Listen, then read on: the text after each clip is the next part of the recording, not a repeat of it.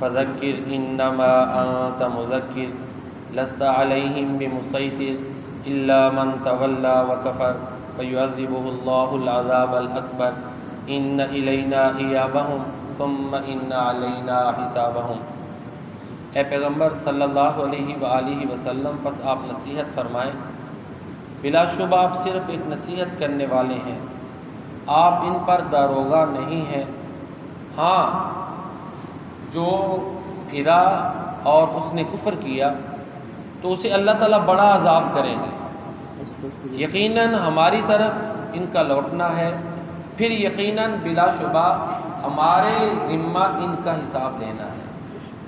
یہ سورۃ الغاشیہ کی اختتامی آیات ہیں، اور سورۃ الغاشیہ یہ وہ سورت ہے کہ جو اللہ کے نبی صلی اللہ علیہ وآلہ وسلم نماز جمعہ میں کثرت سے پڑھتے تھے۔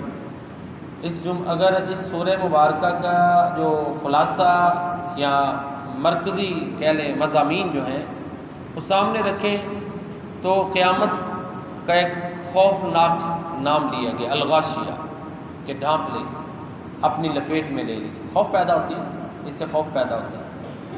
پھر ساتھ ہی دو گروہوں کا ذکر ہے، پھر دو گروہوں کو، جو ایک کو جو گناہ گار ہے جو اس کو سزائیں ملیں گی، کچھ سزاؤں کا ذکر ہے۔ نیک گروہ جو ہے ان کو کچھ جو انعامات ملیں گے ان کا ذکر ہے۔ پھر ساتھ ہی توحید کے دلائل دیے گئے، کیونکہ مشرکین مکہ اللہ تعالیٰ کی وحدانیت کے قائل نہیں تھے۔ یہ اب اس کے بعد اب اختتام جو ہے اس میں نبی کریم صلی اللہ علیہ وآلہ وسلم کے لیے تسلی ہے، اور جو آپ کا انکار کرتے ہیں ان کے لیے بڑی سخت وعید ہے۔ اللہ تعالیٰ فرماتے ہیں فذکر انما انت مذکر، اے پیغمبر صلی اللہ علیہ وآلہ وسلم آپ تذکیر کریں، یاد دہانی کریں، ان کو نصیحت کرتے رہیں۔ انما انت مذکر، آپ کا کام صرف نصیحت کرنا ہے، ان کو یاد دہانی کروانا ہے اللہ کے بارے میں، آخرت کے بارے میں، اپنی پیدائش کے مقصد کے بارے میں، ان کو یاد کرواتے رہیں، بس آپ کی یہ ذمہ داری ہے۔ لست علیہم بمسیطر، آپ ان پر داروغہ نہیں، کیونکہ جو داروغہ ہوگا اس سے پوچھا جائے گا، ٹھیک ہے نا۔ کوئی نگران ہے، نگران کو کسی کی ذمہ داری ہے نگرانی کرنی، تو اگر وہ کمی بیشی ہو تو نگران ذمہ دار ہوگا۔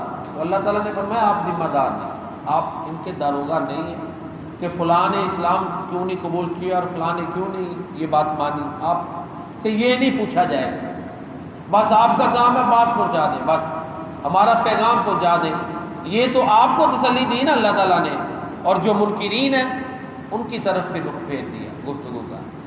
اللہ تعالیٰ فرماتے ہیں الا من تولی وکفر، اس انداز میں بڑی دھمکی۔ ہاں، اللہ کا معنی اگرچہ حرف استثناء مگر کے معنی میں آتا ہے، لیکن یہاں ایک انداز ہے جس میں ہمارے اردو میں بھی استعمال ہوتا ہے، بڑی اہم چیز جس میں ایک طرح کی وعید ہو۔ یہاں اس کا معنی مگر کی بجائے ہاں وہ بہتر ہے۔ یہاں جس نے منہ پھیرا اور کفر کیا وہ رہ گیا، اس کا مسئلہ گیا، تو آگے خود اللہ فرماتے ہیں فَيُعَذِّبُهُ اللَّهُ الْعَذَابَ الْأَكْبَرَ، تو اللہ اس کو بڑا عذاب کرے گا۔ اب یہ جو منکرین پیغمبر محمد صلی اللہ علیہ وآلہ وسلم ہے ان کے لیے بڑی سخت وعید ہے۔ اور پھر اسی پر بس نہیں کیا، اللہ تعالیٰ فرماتے ہیں ان الینا ایابہم، انہوں نے ہمارے پاس لوٹ کے آنا، کہاں بھاگیں گے؟ یہ سمجھتے ہیں کچھ کہ جی ایک انہوں نے وہ ایک خیال، فرضی خیال اور ایک فرضی ڈھارس اپنے لیے بنائی ہوئی ہے، بس مار گئے تو کام تمام۔ نہیں، ان الینا ایابہم، پھر اللہ تعالیٰ فرماتے ہیں ثم ان علینا حسابہم، پھر ہمارے ذمے ان کا حساب ہے۔ عائشہ صدیقہ رضی اللہ تعالیٰ عنہ سے مروی ہے جو اللہ کے رسول صلی اللہ علیہ وسلم نے فرمایا من فتش عذب، کہ جس سے تفتیش ہو گئی نا کہ یہ کام تو نے کیوں کیا، وہ عذاب سے نہیں بچے گا۔ یہ تو صرف پیشگی ہے کہ پیشگی ہونی ہے، بس جس کو سوال شروع ہو گئے کہ یہ کام تو نے کیوں کیا، یہ کام تو نے کیوں کیا، تو اللہ کے نبی کہتے ہیں پھر وہ جسٹیفائی نہیں کر پائے گا، پھر اس کو عذاب و عذاب ہو جائے گا۔ تو یہ جب یہ آیت اللہ کے پیارے نبی صلی اللہ علیہ وسلم پڑھتے تھے تو پھر ساتھ یہ دعا اللہم حاسبنی حساب یسیرا، اے اللہ میرا آسان حساب لینا۔ آسان حساب سے یہ ہے کہ مجمل سی پیشی ہو، بس تفصیلی پوچھ گچھ نہ ہو، ڈیٹیلڈ کوشچننگ نہ ہو، تفصیلی باز پوچھ نہ ہو، بس مجموعی حساب پیش ہو جائے اور جان چھوٹ جائے۔ نیکیاں زیادہ ہیں، گناہ کم ہے، بس جان چھوٹ جائے۔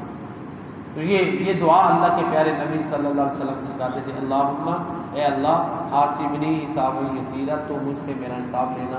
یہ جس نے تو یہ آیت پڑھنی ہے وہ تو پڑھے گا ہی، پچھلے بھی اگر پڑھ لیں تو جائز ہے، قیاسی ہے، سنت سے نہیں ثابت اس طرح، نہ پڑھیں تو تب بھی، کیونکہ دونوں طرح کے موقف ہمارے ہیں۔ اللہ تعالیٰ غریب کے رحمت کرے، مولانا یحییٰ گودلوی رحمہ اللہ، ان کی یہ رائے تھی کہ نہ پڑھیں، میں نے کہا جی پڑھ لیں تو جائز ہے۔ پھر وہ دلیل، وہ ایک آتا ہے نا پیارے نبی کریم صلی اللہ علیہ وسلم نماز میں جوتے اتار دیے تھے، تو صحابہ کرام نے بھی اتار دیے، تو آپ نے پوچھا کہ بھائی تم نے کیوں اتارے؟ انہوں نے کہا اللہ کے نبی آپ نے اتارے تھے اس لیے ہم نے اتار دیے۔ تو اللہ کے پیارے نبی صلی اللہ علیہ وسلم نے دعا پڑھی، یہ تو ملتا ہے۔ صحابہ کے بارے میں سکوت ہے، نہ کوئی ذکر ہے پڑھی ہے، نہ کوئی ذکر ہے نہیں پڑھی، سکوت ہے، خاموشی ہے۔ تو اغلب یہی ہے کہ جو کام اللہ کے نبی کرتے تھے صحابہ بھی کرتے ہیں، وہ تو صرف قرآن کی قرأت سے روکا گیا ہے نا۔